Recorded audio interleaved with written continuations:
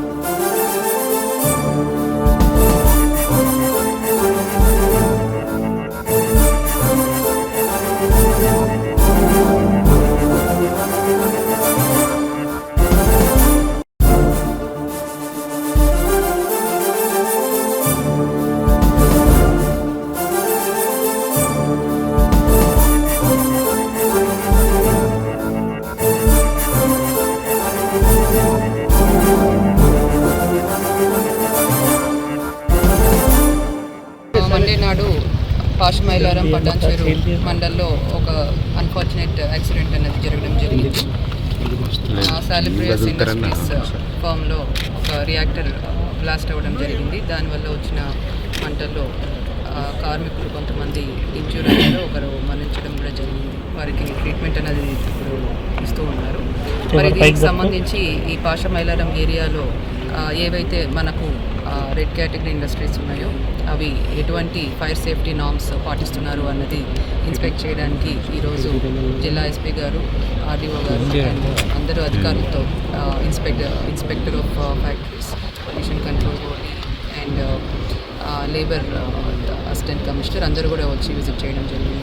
ముఖ్యంగా 3 forms visit చేయడం జరిగింది. ముందు అరవిందోలో దీనికి సంబంధించి ఫైర్ సేఫ్టీ నార్మ్స్ అని ఏ విధంగా పాటిస్తున్నారో చూసి ఒక మాక్ డ్రిల్ కూడా కండక్ట్ చేయడం, సర్ప్రైజ్ మాక్ డ్రిల్ కూడా చేపించడం జరిగింది. తర్వాత వైటల్ ఫార్మ్ అండ్ తర్వాత వెంకార్ ఫార్మ్ కూడా విజిట్ చేయడం జరిగింది. మరి ఏవైతే వైలేషన్స్ అబ్జర్వ్ చేసినామో వాటి మీద ఇమీడియట్ యాక్షన్ అనేది మన pollution control board and revenue authorities will take the necessary action on these forms.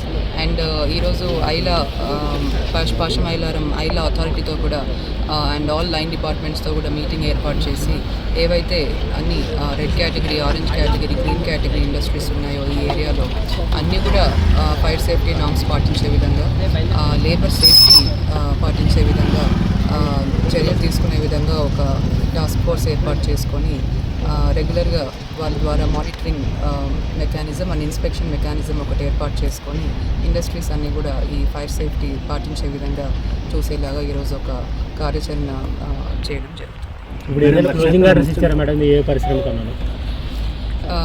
ఇందాక కొన్ని వైలేషన్స్ అన్నవి మనం గమనించడం జరిగింది. ఫైర్ సేఫ్టీ వైలేషన్స్ ఉన్నాయి.